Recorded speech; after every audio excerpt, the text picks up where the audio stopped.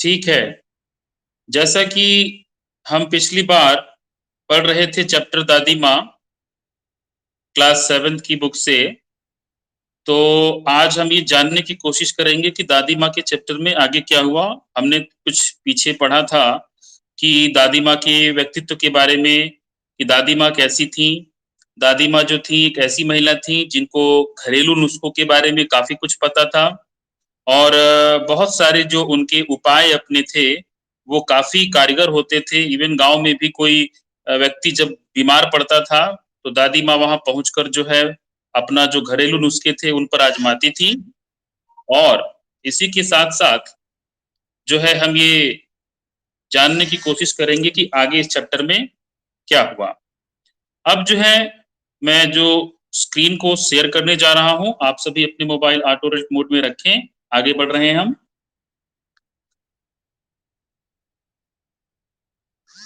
तो दादी माँ ये हमें ये दिखाता है कि कैसे कभी-कभी हम अपने बचपन में हमारे पास हम बड़े भाग्यशाली होते हैं कि अगर हमारे पास दादी-दादा या ऐसे कुछ रिश्ते जो हैं हमें मिलते हैं और इन रिश्तों में हमें बहुत कुछ सीखने को मिलता है। ये रिश्ते जो हैं हमें तमीज़, तहज़ीब और जो संस्कार है, ये देने की पूरी कोशिश करते हैं और इनका होना दादा या दादी का ये हमारे लिए एक सौभाग्य से कम नहीं होता। तो हम जो है आगे बढ़ रहे हैं दादी माँ के चैप्टर की तरफ और स्क्रीन आपके सामने अब शेयर हो चुकी है।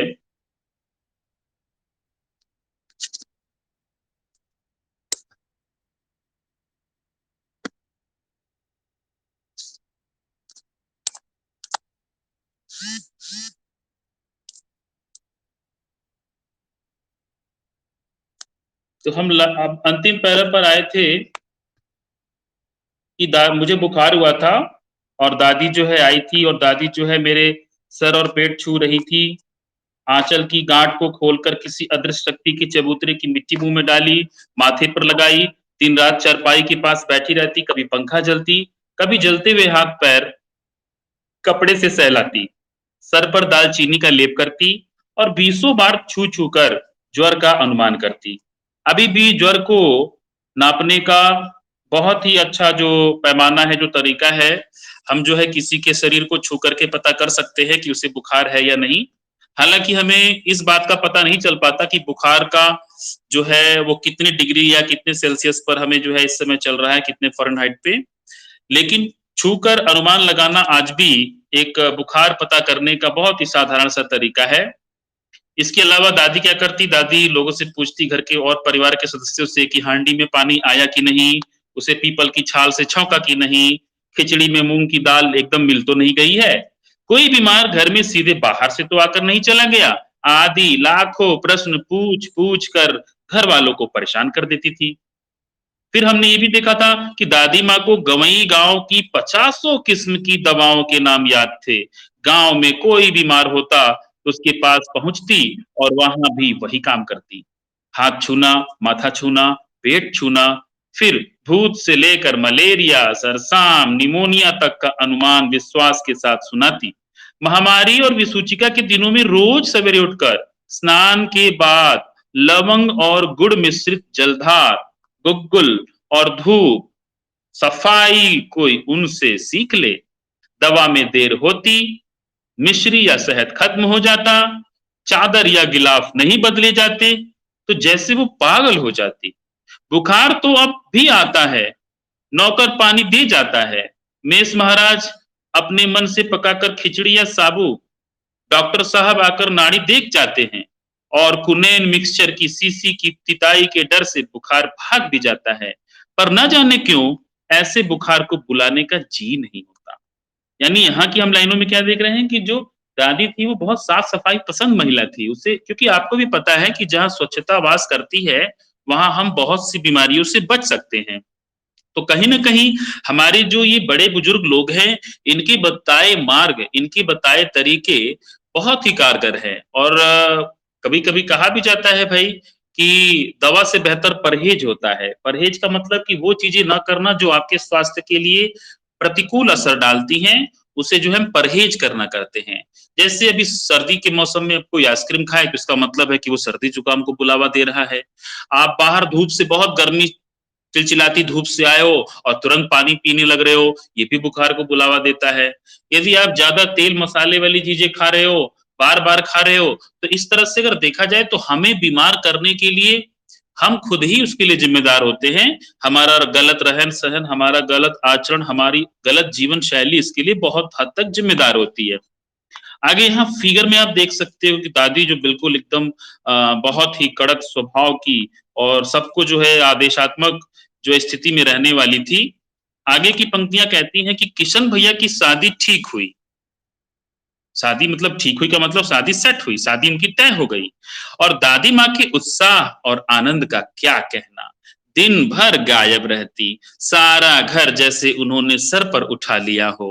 पड़ोसिनें आती, बहुत बुलाने पर दादी माँ आती और कहती कि बहन बुरा ना मानना।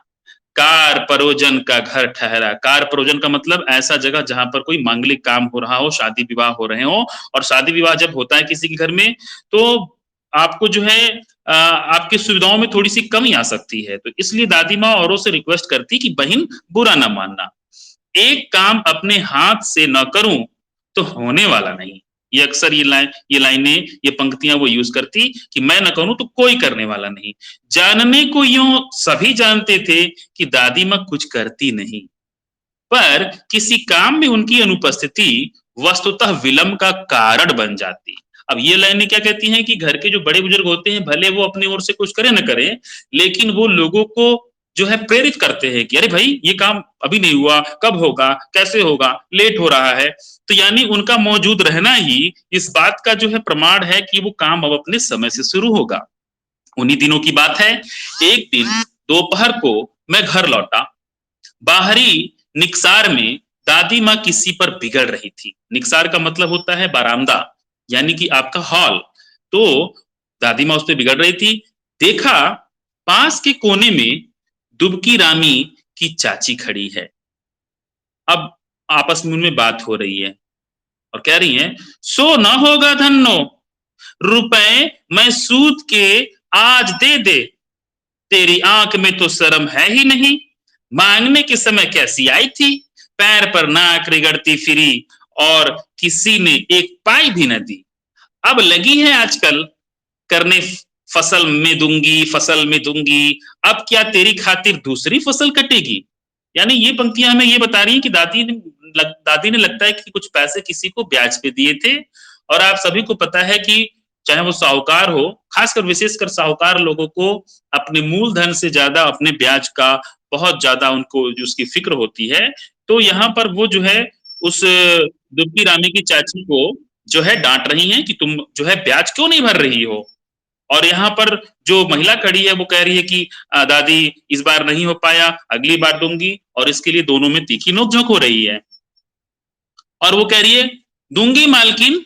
रामी की चाची रोती हुई दोनों हाथों के आंचल पकड़े दादी माँ के पैरों की ओर झुकी और कह रही है, बिटिया की शादी है, आप न दया करेंगी तो उस बेचारी का निस्तार कैसे होगा। निस्तार का मतलब होता है चीजें ठीक ढंग से कैसे हो पाएंगी, यानी कि आपको पता है कि मुझे जब शादी करनी है तो मुझे और भी पैसे चाहिए और आप इसी बीच में मुझसे ब्याज के पैसे मांग रही हो और पैसे मांग रही हो, तो फिर मेरा जो काम होगा वो रुक जाएगा। दादी कह रही है, हट हट, अभी नहा के आ रही हूं।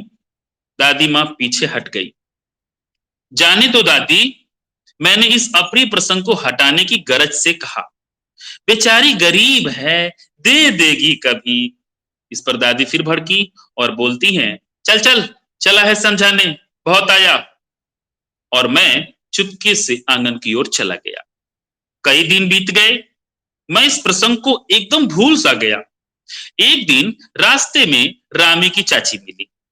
वह दादी को पूतो फलो दूधो नहाओ का आशीर्वाद दे रही थी। मैंने पूछा, क्या बात है धन्नो चाची। तो उन्होंने विवल होकर कहा, विवल मतलब होता है प्रसन्न होकर कहा, खुश होकर कहा कि उरीन हो गई बेटा। उरीन का मतलब होता है कर्ज से मुक्त हो गई। उरीन हो गई बेटा, भगवान भला करे हमारी मालकिन का, कल ही आई थी, पीछे का सभी रुपया छोड़ दिया और ऊपर से 10 रुपए का नोट देकर बोली, देखना धन्नो, जैसे तेरी बेटी वैसे मेरी, 10-5 के लिए हंसाई ना हो, देवता है बेटा देवता।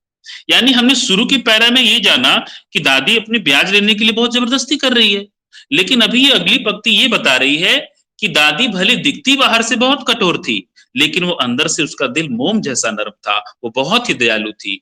आप अब खुद ही विचार करिए कि जो महिला अभी दादी से रिक्वेस्ट कर रही थी, विनती कर रही थी कि दादी ब्याज माफ कर दो या बाद में मैं देती हूँ, तो दादी उस पर चिल्ला रही थी। और थोड़े दिनों बाद मुझे पता चला कि वही जो चाची थी वो जो दादी को बहुत सारा आशीर्वाद दे रही थी, दादी के लिए बहुत कृतज्ञ हो रही थी कि हे भगवान दादी का भला हो। तो जब मैंने पूछा क्या बात है, तो मुझे पता क्या चला कि दादी ने पिछला सारा रुपया माफ कर दिया और ऊपर से 10 रुपए का नोट भी दे दिया और बोला कि बेटी तू जो है अपनी बेटी की शादी कर ले। तो मैंने पूछा चाची से, अरे चाची उस रोज तो बहुत डांट रही थी तुमको। तो चाची ने बोला, वह तो बड़े लोगों का काम है बाबू, रुपया देकर डांटे भी, रुपया देकर डांटे भी ना तो लाभ क्या। यानी कि यही बता रहा है कि हमारे माता पिता या बड़े बुजुर्ग अगर हमारे लिए सब कुछ करते हैं तो हमें थोड़ी सी उनकी डांट के लिए बहुत नाराज होना नहीं चाहिए, क्योंकि ये वो लोग हैं जिनको जो है हमको डांटने का, हमें सिखाने का, हमें समझाने का पूरा हक है। और यदि हम उनसे ये हक भी छीन लेंगे तो ये हमारे लिए अच्छा नहीं होगा।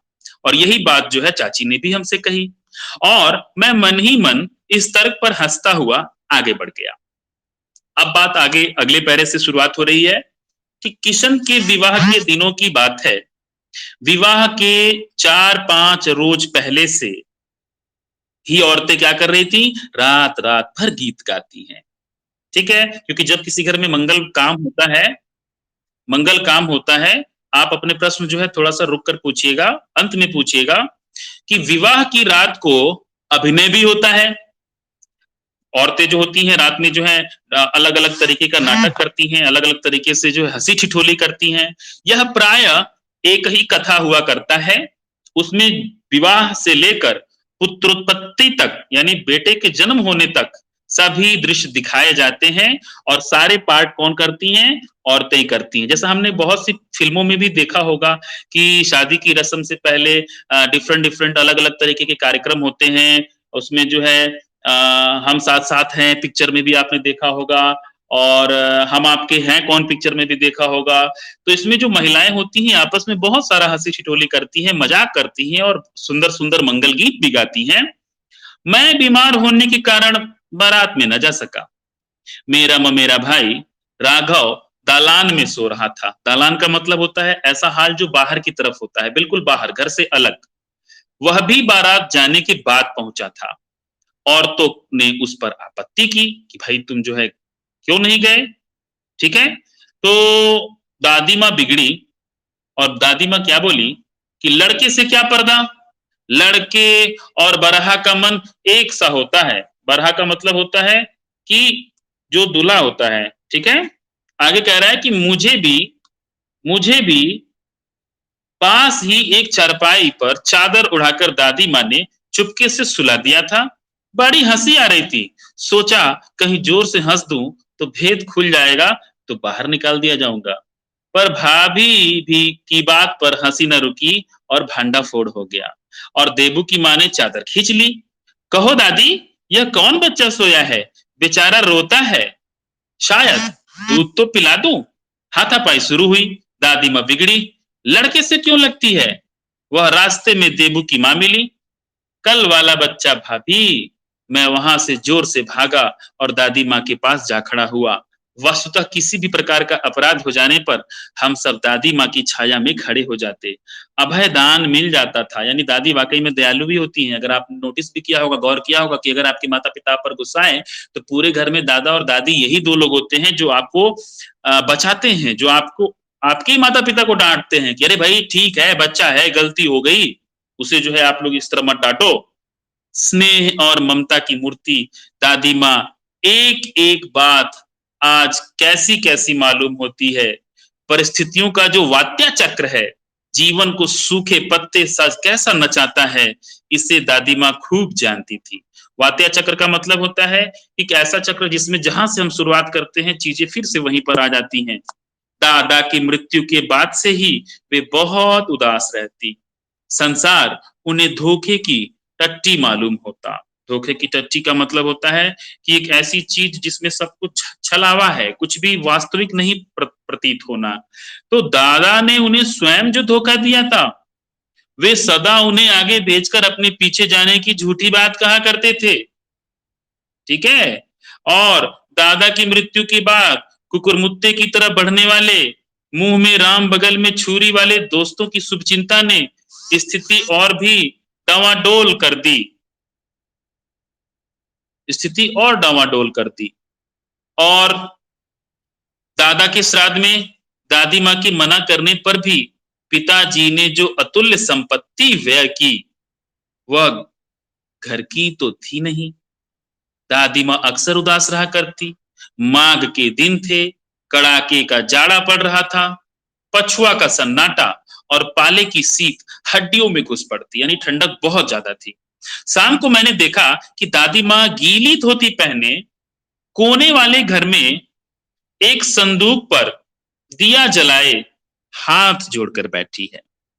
ठीक है। संदूक का मतलब होता है बक्सा, यानी एक ऐसा बॉक्स जो कि लकड़ी का भी हो सकता है, टिन का भी हो सकता है। वहां पर हाथ जोड़कर बैठी हैं।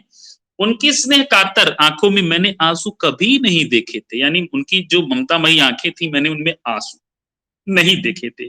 मैं बहुत देर तक मन मारे उनके पास बैठे रहा। उन्होंने आंखें खोली। दादी माँ, मैंने धीरे से कहा, क्या है रे, तू यहां क्यों बैठा है? तो मैंने कहा कि दादी माँ, एक बात पूछूं, बताओगी ना? मैंने उनकी स्नेहपूर्ण आंखों की ओर देखा और मैंने जो है ये सवाल दादी माँ से पूछा। यहाँ देखिए, आप फिगर में देख सकते हैं कि एक बक्से के पास दादी माँ हाथ जोड़कर दीपक जलाकर बैठी हुई है। पूछती हैं, क्या है पूछ? तुम रोती थी? दादी माँ मुस्कुराई और बोली, पागल, तूने अभी खाना भी नहीं खाया? नहीं खाया ना? चल चल खाना खा। धोती तो बदल लो दादी माँ, मैंने कहा। मुझे सर्दी गर्मी नहीं लगती बेटा। वे मुझे खींचती रसोई में ले आई। सुबह मैंने देखा कि चारपाई पर बैठे पिताजी और किशन भैया मन मारे कुछ सोच रहे हैं। दूसरा चारा ही क्या है? बाबू बोले, रुपया कोई देता नहीं, कितने के तो अभी पिछले भी बाकी हैं। वे रोने रोने से हो गए, यानी कि उन्हें ये पता है कि दादी माँ जो है ब्याज पे पैसा चलाती हैं। तो भाई, लेकिन दादी माँ चलाती तो है, लेकिन जितना वो ब्याज के पैसों से कमाती नहीं थी, उससे ज्यादा पैसे वो लोगों को बांट देती थी। रोता क्यों है रे? दादी माँ ने उनका माथा सहलाते हुए कहा कि मैं तो अभी हूं ही। उन्होंने संदूक खोलकर एक चमकती सी चीज निकाली और कहा कि तेरे दादा ने यह कंगन मुझे इसी दिन के लिए पहनाया था। यानी दादी ने माँ ने अपने सोने के जो कंगन थे वो घर के सदस्यों के सामने रख दिया। उनका गला भर आया। मैंने उन्हें पहना नहीं और मैं उन्हें सहेज कर रखती आई हूं। यह उनके वंश की निशानी है। उन्होंने आंसू पोंछकर कहा कि पुराने लोग ना अपना आगा पीछा सब सोच लेते थे बेटा। यानी आज भी इसमें कोई संदेह नहीं है कि घर के जो बूढ़े बुजुर्ग होते हैं, दादी माँ होती हैं या और जो लोग होते हैं, वो क्या करते हैं कि अपनी जो स्थायी संपत्ति होता है, सोना चांदी जवाहरात, ये सब चीजें क्या करते हैं, वो लोग जो है थोड़ा अलग छुपा कर रखते हैं, ये सोचकर कि जिस दिन घर पर कोई संकट विपत्ति या पैसे की बहुत जो है आकस्मिक आवश्यकता पड़ेगी तो वो उसे देंगी। सचमुच मुझे दादी माँ शाप भ्रष्ट देवी सी लगी। शाप भ्रष्ट यानी कि अगर कोई उनके ऊपर जो है किसी के ऊपर श्राप पड़ा हो, किसी के ऊपर कष्ट पड़ा हो, तो दादी माँ ऐसा लगता था कि मानो वो कष्ट किसी का हर सकती थी, कष्ट किसी का दूर कर सकती थी। धुंधली छाया विलीन हो गई। उनकी जो धुंधली छाया थी वो विलीन हो गई। मैंने देखा दिन काफी चढ़ आया है। पास के लंबे खजूर के पेड़ से उड़कर एक कौआ अपनी घिनौनी काली आंखें फैलाकर मेरी खिड़की पर बैठ गया। हाथ में अब भी किशन भैया का पत्र कांप रहा है। काली चींटियों सी कतारें धूमिल हो रही हैं। आँखों पर विश्वास नहीं होता।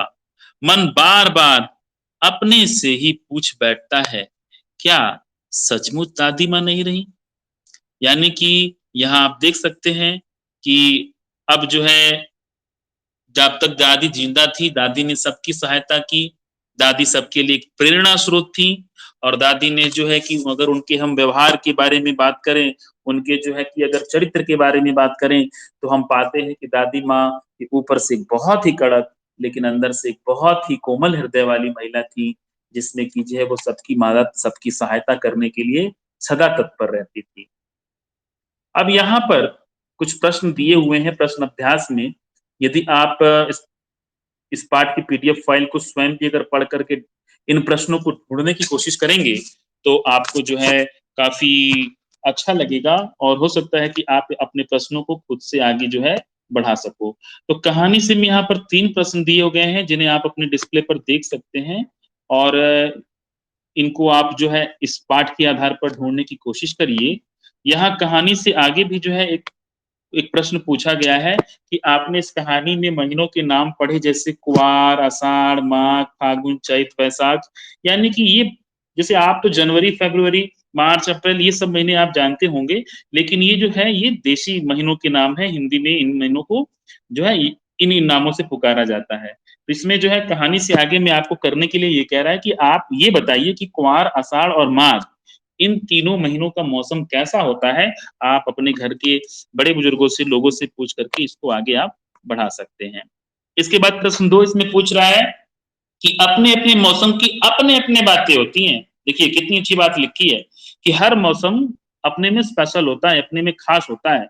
तो लेखक के इस कथन के अनुसार बताइए कि किस मौसम में कौन-कौन सी चीज़ें विशेष रूप से मिलती हैं? अब आपको ये बताने की ज़रूरत नहीं है, आप अपने मन से भी सोचकर इसको जो है पता कर सकते हैं कि हम किस मौसम में हमें क्या मिलता है, किस मौसम में हम क्या करते हैं। अगला जो प्रश्न है ये है अनुमान और कल्पना। ये आपको सोचने के लिए कह रहा है, तो कभी-कभी ज़रूरी नहीं कि हर बातें आप अपनी जो है उत्तर पुस्तिका में ही लिखें। कभी-कभी कुछ चीज़ों का हमें मनन करना चाहिए, हमें जो है उसको सोचना चाहिए, अपनी कल्पना शक्ति को विकसित करना चाहिए। अब इसमें पहला प्रश्न क्या बता रहा है कि इस कहानी में कई बार ऋण लेने की बात आपने पढ़ी। अनुमान लगाइए किन-किन पारिवारिक परिस्थितियों में गाँव के लोगों को ऋण लेना पड़ता होगा और उन्हें कहाँ से मिलता होगा? बड़ों से बातचीत कर इस विषय में लिखिए। अगर आप चाहें तो उसके बारे में लिख भी सकते हैं। आप अपने प्रश्न को थोड़ी देर में पूछिए क्योंकि अभी अभी वीडियो रिकॉर्ड हो रहा है, तो अभी जब मैं रिकॉर्डिंग ऑफ कर दूँगा तो आप अपने प्रश्न को पूछ लीजिएगा। फिर कह रहा है कि ये बताइए कि गाँव के लोग किन-किन परिस्थितियों में लेते होंगे? तो इसमें कोई दो राय नहीं है कि शादी, विवाह, खेती-बाड़ी या आकस्मिक किसी जो है विपत्ति के आने पर वो खर्च लेते होंगे कर्ज लेते होंगे। यहाँ पर कह रहा है कि घर पर होने वाले उत्सवों, समारोहों में बच्चे क्या-क्या करते हैं? ये आपको जो है पता करना है, बताना है और ये पता क्या करना है, आपको खुद ही पता है कि आप क्या-क्या करते हो। और यहाँ पर नीचे दी गई पंक्तियों पर ध्यान दीजिए, ज़रा-सी कठिनाई पड़ते अनमना सा हो जाता है और सन से सफ़ेद। इन पंक्तियों पर क्या करना है, सा और सी लिखा है कि समानता का बोध कराने के लिए सा और सी का प्रयोग किया जाता है। ऐसे 5 और शब्द अपने मन से आप लिखिए और जो है जानने की कोशिश करिए कि सा, सी लगाने से और कौन-कौन से नए शब्द बन जाते हैं। ठीक है ना? फिर कह रहा है कि कहानी में छू-छू कर ज्वर का अनुमान करती। और घर वालों को पूछ-पूछ कर परेशान करती। ये वाक्य आए हैं, किसी क्रिया को ज़ोर देकर कहने के लिए एक से अधिक बार एक ही शब्द का प्रयोग होता है। जैसे मैं वहाँ जा-जा कर थक गया, उन्होंने ढूँढ-ढूँढ कर देख लिया। तो आपको इससे भी जुड़े हुए 5 वाक्य आपको बनाने होंगे। ठीक है? तो ये जो इस पाठ का जो अभ्यास है, इसको आप ढूँढने की कोशिश करिएगा, इस अभ्यास को हल करने की कोशिश करिएगा, ताकि जो है कि आप बेहतर तरीके से इस पाठ के प्रश्नों को जो है समझ सको। अब जो है यहाँ पर आपको दिखाई भी दे रहा होगा कि ये लेसन पूरी तरह से कंप्लीट हो गया और आपका कोई सवाल हो तो आप पूछ सकते हैं।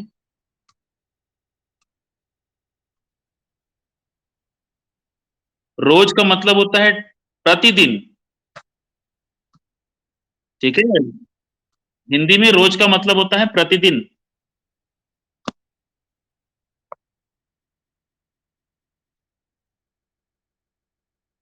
धुंधली का मतलब होता है कि ऐसी छवि जिसमें कि आपको साफ साफ दिखाई ना दे, उसे हम बोलते हैं धुंधली छाया।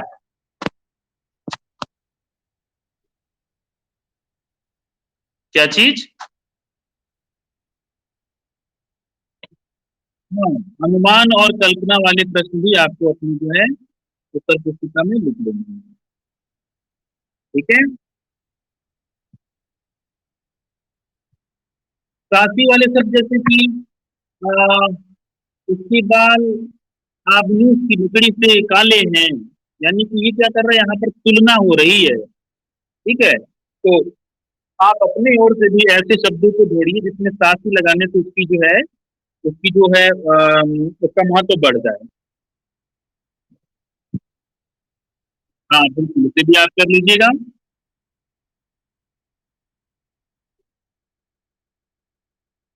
हाँ, इसे भी आप करने की कोशिश करिएगा।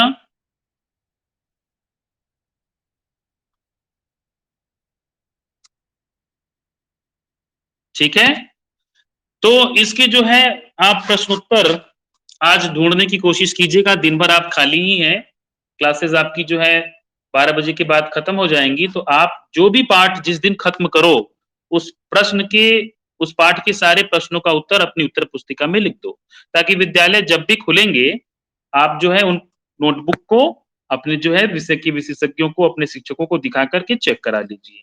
ठीक है, ये पार्ट खत्म हो गया, तो इस पार्ट के बाद हम जो है इसका अगला पार्ट भी पढ़ेंगे। लेकिन मेरी आपसे जो है विनती है, आपसे रिक्वेस्ट है कि आप इस सारे प्रश्नों के उत्तरों को आप जो है खोजने की कोशिश कीजिएगा। फिर हम जो है नेक्स्ट डे फ्राइडे को हमारा अगला चैप्टर जो होगा वो हिमालय की बेटियां हम शुरू करेंगे। ठीक है ना?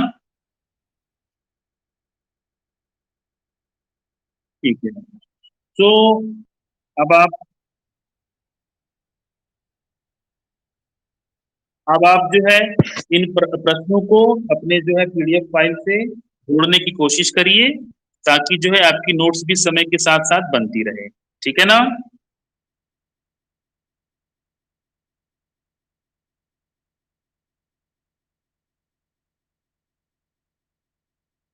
ठीक है, तब आपको फिर नेक्स्ट क्लास की जो है लिंक बाद में भेज दी जाएगी। ठीक है, तब तक आप कंटिन्यू इस पे बने रहिए।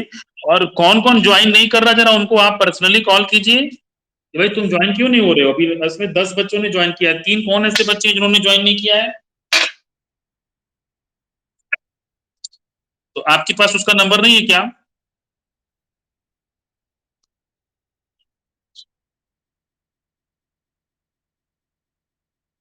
ठीक है, किसी के पास तो होगा। या एक बार जरा अपने ग्रुप के व्हाट्सएप हिस्ट्री में जाकर देखिए, अपने व्हाट्सएप लॉग में जाकर देखिए कि क्या वो उसमें ऐड है या नहीं। ठीक है, ओके, ठीक है, ठीक है, तो ओके।